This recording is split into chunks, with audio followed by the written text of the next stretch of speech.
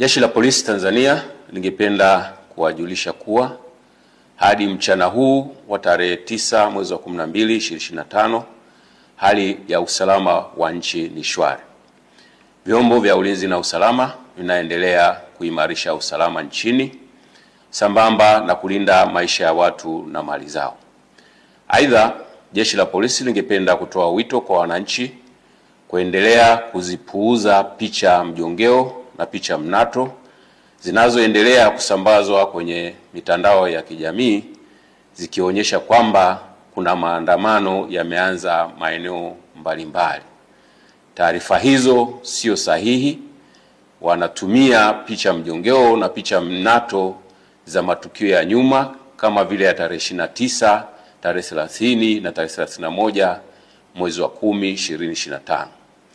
Sambamba na hilo, wenye nia ovu wanaendelea kutumia picha mjongeo za matukio ya nyuma. Kwa mfano, kuna tukio la Juni 2025 ambalo kabila la Wamasai walikuwa wanafanya sherehe zao za jando katika msitu wa Tanapa, lakini imesambazwa kwenye mitandao ya kijamii ikionyesha kwamba Wamasai wameanza kudai haki zao huko jijini Arusha.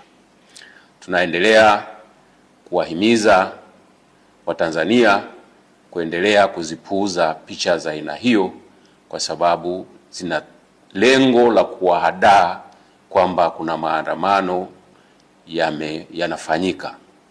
Ikumbukwe kwamba maandamano hayo ambayo yalikuwa yanapewa jina la maandamano ya amani yasiyo na kikomo yalipigwa marufuku toka tarehe 5 mwezi wa 12 2025 kwa sababu hayajakidhi matakwa ya kisheria ikiwepo sheria mama, yani Katiba ya Jamhuri ya Muungano wa Tanzania ya mwaka 1977 na sheria ya polisi na polisi wasaidizi sura 322.